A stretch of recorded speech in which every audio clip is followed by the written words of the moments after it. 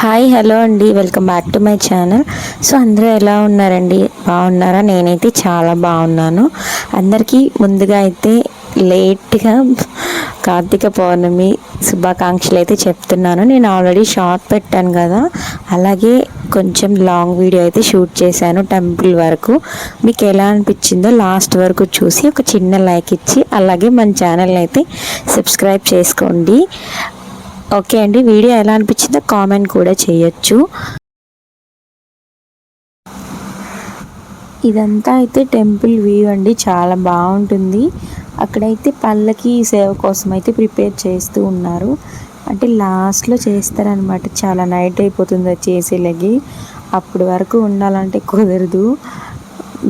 మా అబ్బాయి ఉన్నాడు కదా, చిన్న బాబు, కాబట్టి ఇంకా తప్పదు, ఉండలేం కదా.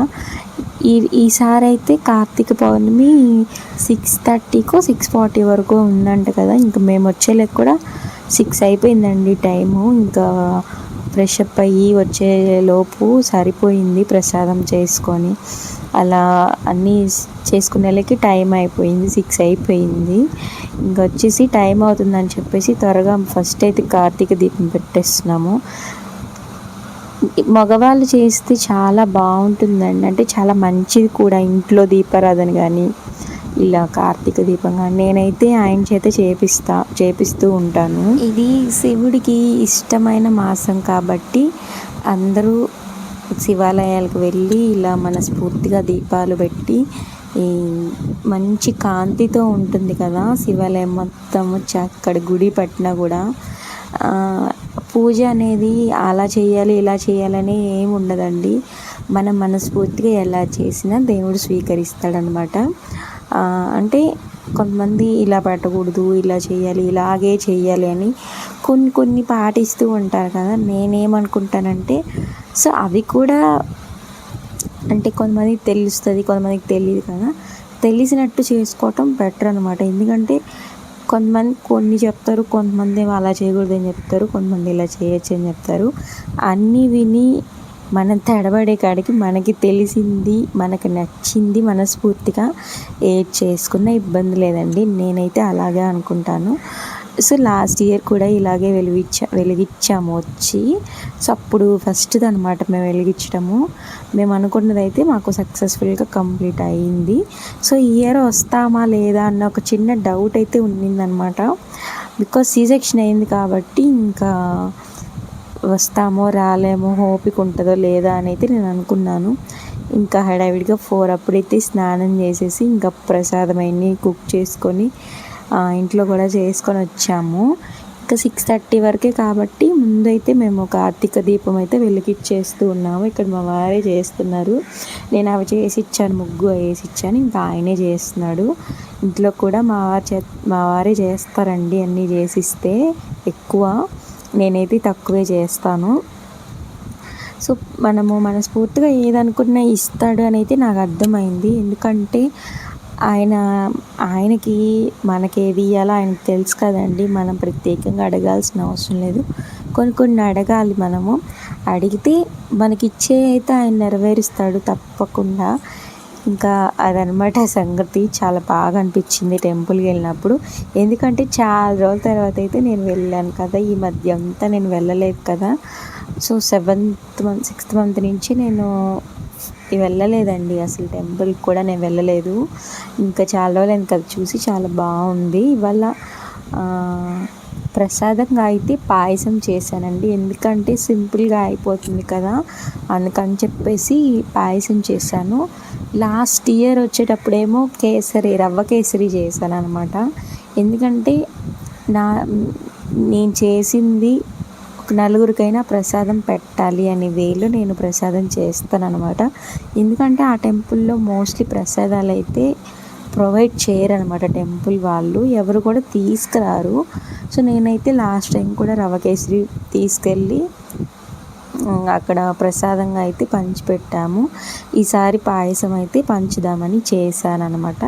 కానీ నేను కొద్దిగా చేశానండి. ఎందుకంటే అంటే ఒక 30 మెంబర్స్ అలా వచ్చేలాగైతే చేశాను. బికాజ్ 6:30కి అయిపోతుంది అనేలకి ఇంకా అయిపోయి ఉంటుందిలే, జనాలు కూడా పెద్ద ఉండరేమో అని అయితే నేను అనుకున్నాను. మేము వచ్చినలేకే 6 దాటింది కదా, ఉండరేమో అంతగా అనుకున్నాను. బట్ చాలామంది అయితే వస్తూ ఉన్నారనమాట, వెళ్తూ ఉన్నారు, వస్తూ ఉన్నారు, ఇంకా ఉన్నారు కూడా. అసలు చుట్టూరు ఉసిరి చెట్ల కింద, అన్ని చెట్ల కింద అయితే దీపాలు పెట్టి చాలా బాగుందండి టెంపుల్. చాలా పీస్ఫుల్గా ఉంటుంది, ఎక్కువ జనాభా ఏం ఉండరు అనమాట, చాలా బాగుంటుంది. ఇంకా అయితే మేము దీపం వెలిగించేసిన తర్వాత ఇంకా దర్శనానికి అయితే వెళ్తున్నామండి. లోపలికి వెళ్ళి ఇంకా బయట అయితే కొబ్బరికాయ కొట్టేసుకొని ఇంకా లోపలికి వెళ్ళి దర్శనం చేసుకున్నాము. చాలా బాగా అనిపించింది నిజంగా చాలా రోజుల తర్వాత. అక్కడైతే పల్లకి సేవకి ప్రిపేర్ చేస్తున్నారనమాట. చూడాలి ఒకసారైనా ఎలా చేస్తున్నారో ఏమో. ఆ టైం వరకు మేము ఎప్పుడు లేము, బట్ నెక్స్ట్ టైం చూస్తాము. బాబుని కూడా తీసుకొద్దాం అనుకున్నాం కానీ ఆ రోజు పోలియో ఇంజెక్షన్లు వేసారండి. మేము శివాలయంకి వచ్చే రోజు అయితే తీసుకురాలేకపోయాను. బట్ అందుకే త్వరగా దర్శనం చేసుకొని వెళ్ళిపోవాలి. ఇదేనండి టెంపుల్ వ్యూ, చాలా బాగుంటుంది. అసలు చిన్న అంటే టెంపుల్ అంత పెద్దదేం కాదు, పెద్దదే, అన్నీ ఉంటాయండి, పెద్దగానే ఉంటుంది, చాలా బాగుంటుంది.